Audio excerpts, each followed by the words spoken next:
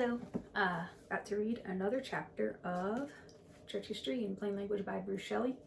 We'll be doing chapter 21, which is called The Nectar of Learning, Scholasticism.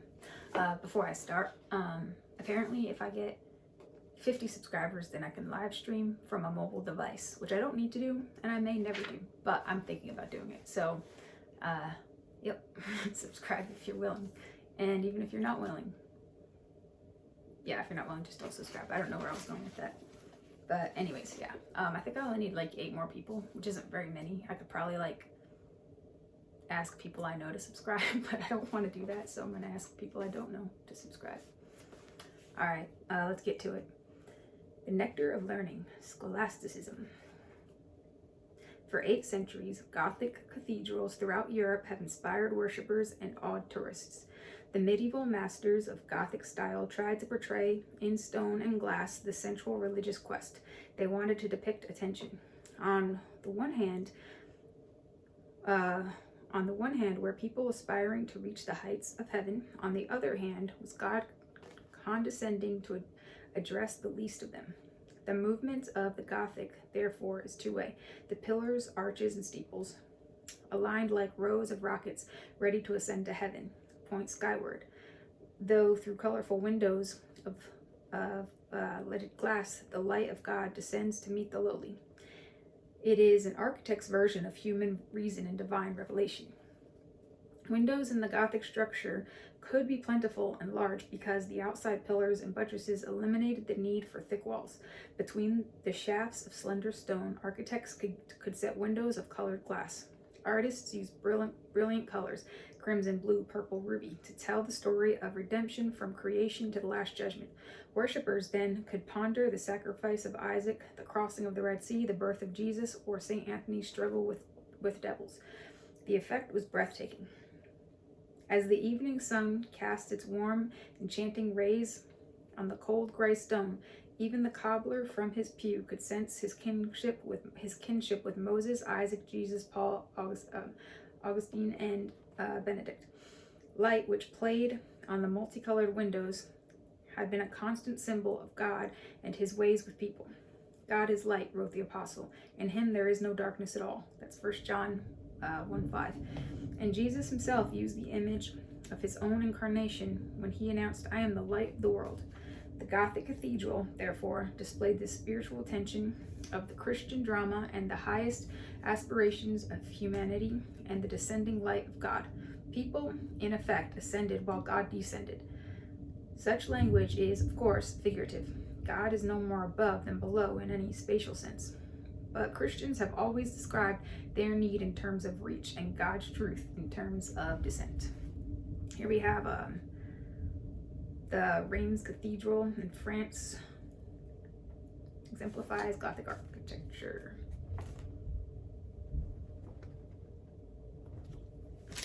Okay, the rise of universities. Appropriately, schools in these cathedrals gave birth to medieval universities. For the supreme task of the university was to understand and explain the light of God's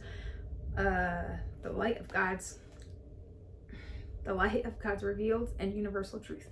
Just as the Crusades reflected the widespread passion to extend the authority of God in Muslim lands, so the universities revealed an intense hunger to understand the truth of God received from any land. But just how did the world of ideas bow to the rule of God? How was reason made the servant of faith? We call this period of the history of Christian thought scholasticism because a distinctive method of scholarship arose and because a unique theology in the Middle Ages emerged. The aim of the schoolmen, as these teachers are sometimes called, was twofold: to reconcile Christian doctrine and human reason, and to arrange the teachings of the church in an orderly system. A free search for the truth was never in view, since the chief doctrines of the Christian faith were regarded as fixed. The purpose of discussion was to show the reasonableness of the doctrines and to explain their implications. The whole endeavor surged forward on the winds of intellectual curiosity. One 11th century scholar from Liege, it's Liege, represents hosts of others. Quotation. Albert was not able to satiate his thirst for study. When he would hear of someone distinguished in the arts, he flew there at once, and the more he thirsted, the more he absorbed something delightful from each master. Afterwards, just like the bees among flowers, gorged with the nectar of learning, he returned to the hive and lived there studiously in a religious way, and religiously in a studious manner. End quote. Living religiously in a studious manner was the hallmark of medieval education. Its central aim was eternal salvation. Originally, however, learning had been limited primarily to the clergy. Benedict of Nursia and had insisted that his monks read and study for their own spiritual development. As a result, Benedictine abbeys created a kind of rudimentary schooling in Latin. Later, in the 8th century, Charlemagne, dreaming of a Christian empire, had widened the opportunity for study through a decree that every monastery have a school to teach all those who, with God's help, are able to learn. The emperor himself set an example with a palace school for his own children and those of his courtiers. The best chance for learning among lay people came from cathedral schools. Since cathedrals, churches of bishops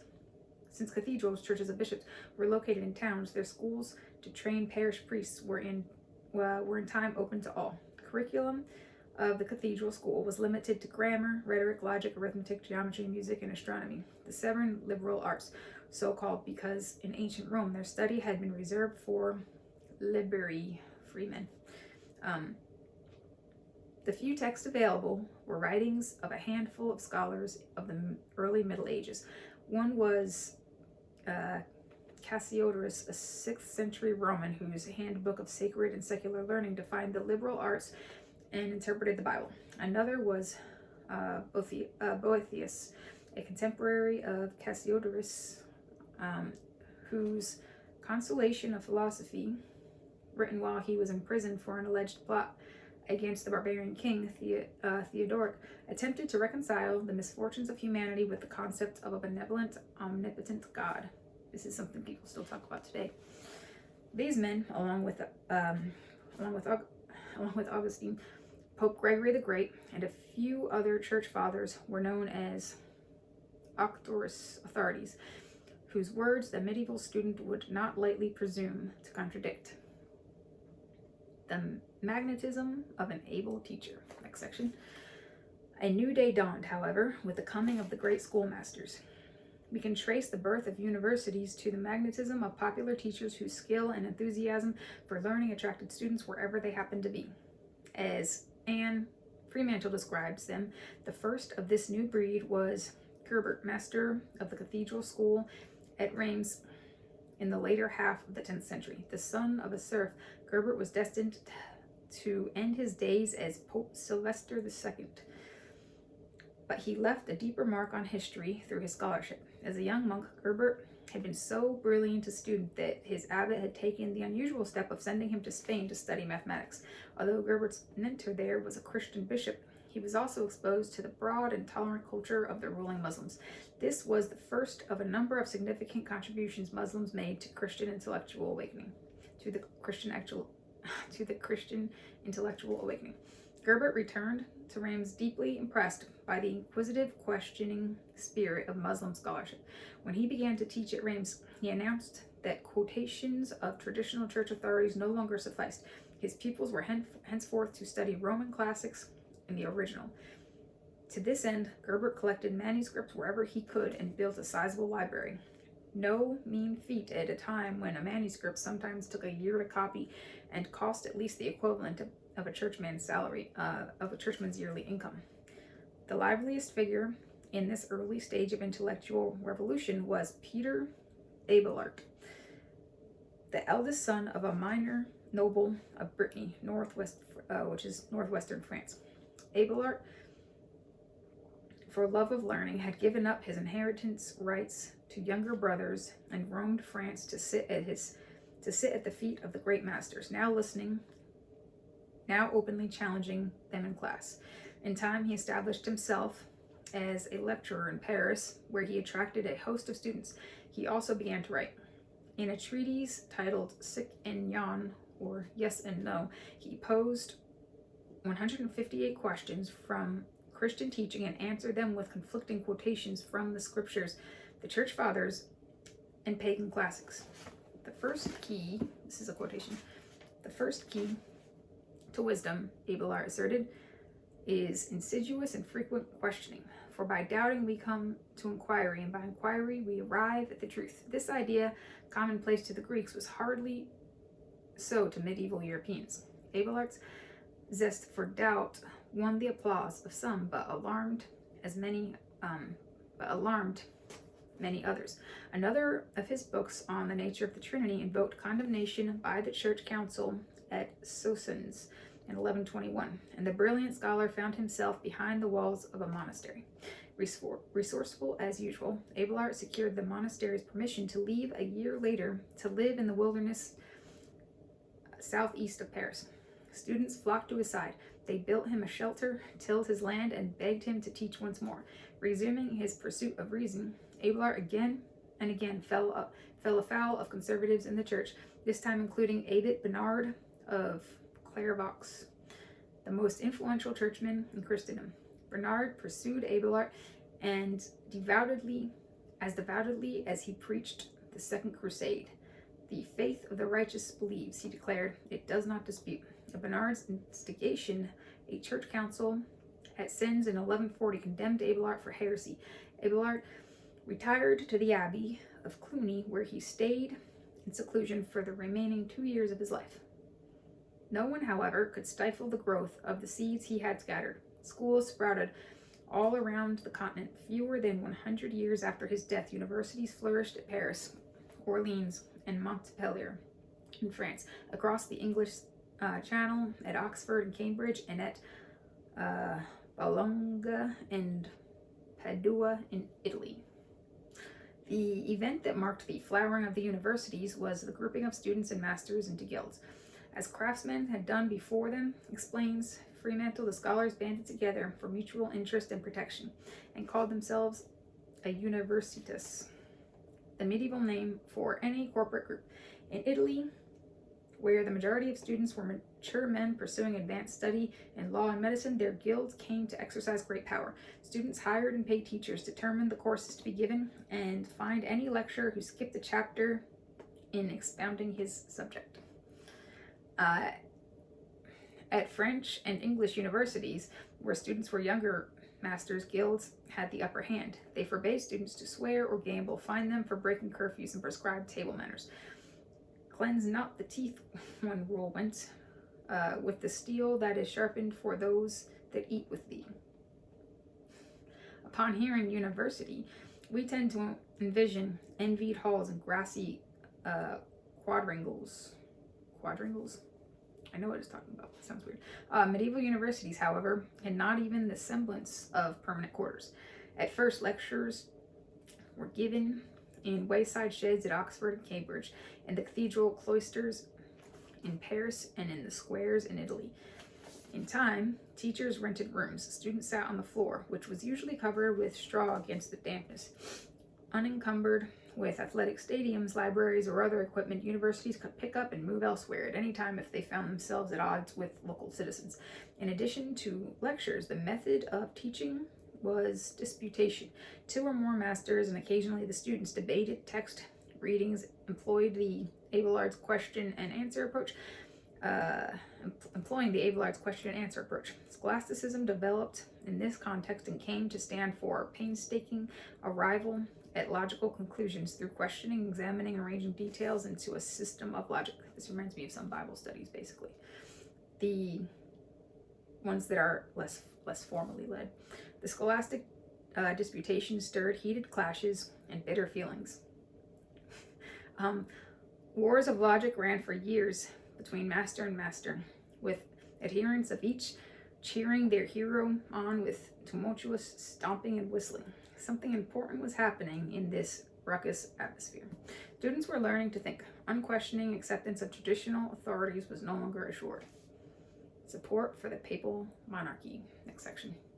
All of this feverish activity proceeded, however, under the watchful eye of the papacy. Some debates continued for generations, but the popes worked to make sure that the result was a new philosophical framework that supported the papal monarchy.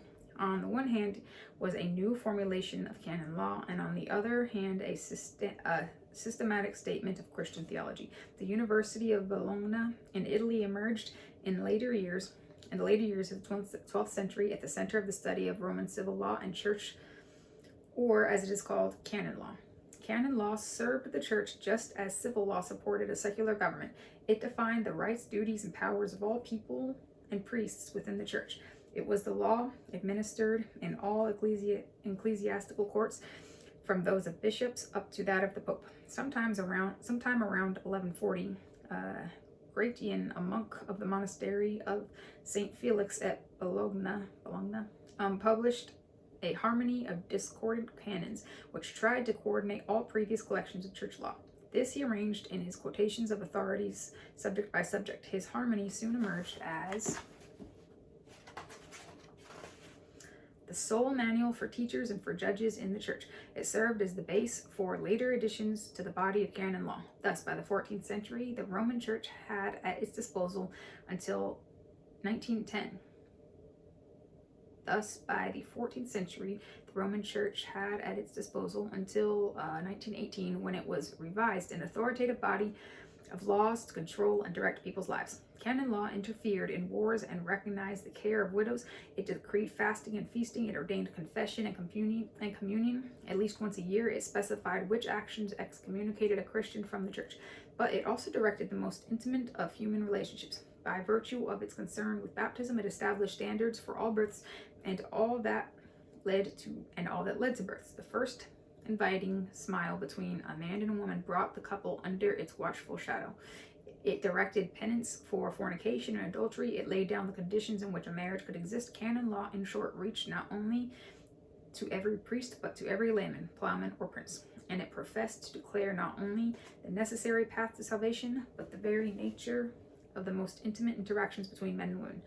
This craving to control, the zeal to reach every aspect of life, may have disguised the fatal flaw in Christianity by law. It tried to reduce human freedom to a miserable minimum and forgot that God designed freedom as the forerunner for the coming of true faith. Canon law, however, gave the papacy a rational legal basis, something the medieval state did not yet possess. As a result, the papacy rose to preeminent power in the public life of Europe and achieved an international prestige that far outweighed that of any feudal kingdom. On the day of Innocent III's consecration to the papal office, he took as the text of his sermon God's words in Jeremiah 1:10. I have this day set thee over the nations and over the kingdoms, to root out and to pull down and to destroy and to throw down and to build and to plant. For 3 decades, this is what he did. He was the vicar of Christ on earth, thanks to, in large part to the universal authority conveyed in canon law. The second way the university served the universal papacy was to provide an unshakable, rational, theological construction of Christian society. By the 13th century, the writings of the ancient Greeks were pouring into Europe in greater volume, undermining faith and prompting heresies. Key works by Aristotle were now available, and his doctrines on the nature of the universe were leading students to doubt revelation. From Spain, the works of the Muslim philosopher Averroes and the Jewish philosopher Maimonides, that's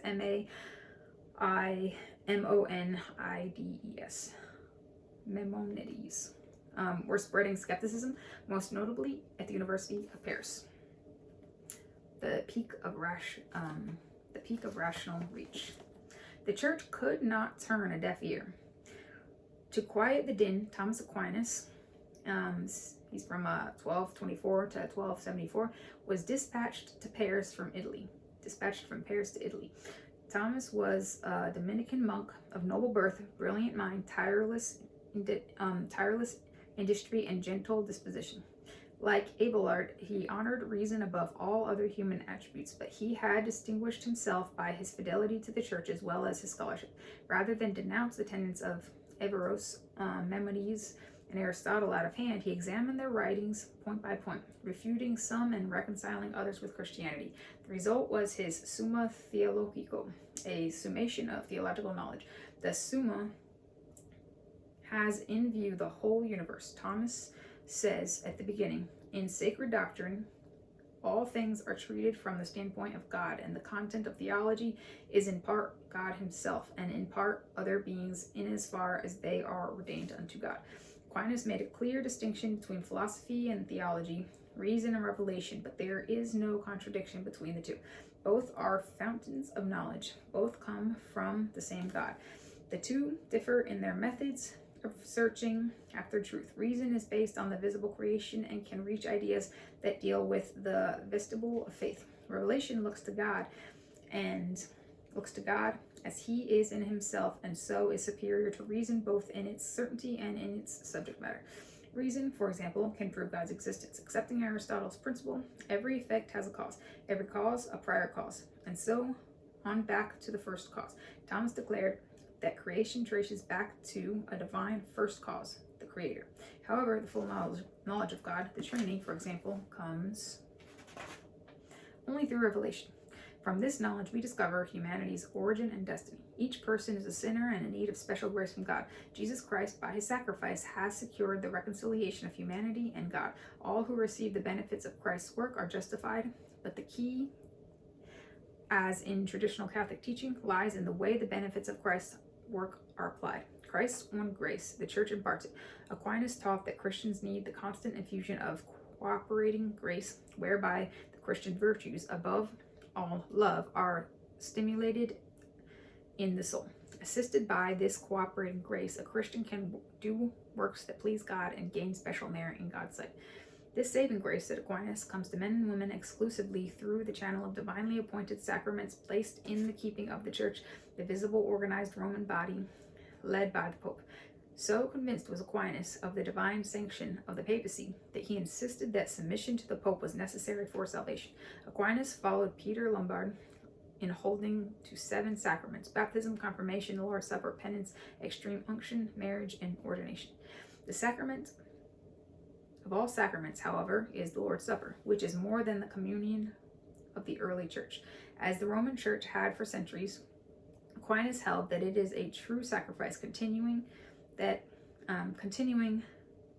of Christ on the cross, and predisposing God to be gracious to those for whom it is offered. In the supper, the essence of the bread and the wine are changed miraculously into the actual body and blood of Christ, while the exterior remains unchanged, a doctrine known as transubstantiation, of which Thomas gave the classic presentation. Since sin remains a problem for the baptized Christian, God provided penance, the sacrament of spiritual healing. According to Thomas, it consists of 3 elements: contrition or sorrow for the sin, confession to the priest as the spiritual physician who can apply the appropriate remedy and pronounce absolution, and satisfaction by which the Christian makes good the evil effects of the sin, usually called an act of penance. With some cautions, Thomas also accepted the practice of indulgences that had gained prominence during the Crusades. Aquinas taught that thanks to the work of Christ and the meritorious deeds of the saints, the Church has access to a treasury of merit, a great spiritual reservoir. Priests may draw from this to aid Christians who have insufficient merit of their own. Here we have a map. Significant cities of the medieval church.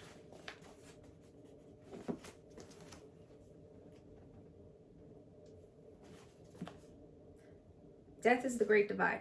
The wicked, said Thomas, pass into hell. The faithful who have wisely used the means of grace pass immediately to heaven. But the mass of humanity who may have been Christian in desire and participants in sacraments has followed Christ inadequately and must suffer further purification in purgatory before attaining the joys of heaven. Thankfully, these souls are not beyond the help of the Church on earth. Prayers to the saints in heaven can prevail to relieve the pains of the souls in purgatory. Thus, we come to the peak of ecclesiastical aspiration and arrogance.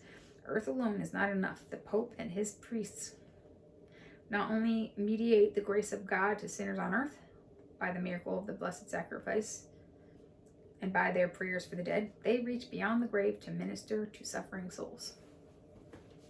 There is nothing new in this. It had been said many times before, but Thomas set the traditional teaching of the Church in a grand, almost cosmic framework. Like the Gothic cathedral, his system aimed at a perfect harmony between the aspirations of human beings and the light of God's truth. It provided the papal monarchy an impressive supernatural view of this world in the next. But like the Crusades, scholastic theology may have reached too far, claimed too much for itself and the church. A clue to the heights of arrogance lies in Innocent III's claim that the Pope is the judge of the world, set in the midst between God and man, below God and above man. The boast did not go unchallenged. A growing host of unlettered lay people remembered the apostolic testimony. There is one God and one mediator. That concludes our chapter. And the next one will be A Song to Lady Poverty, Francis and the Apostolic Lifestyle.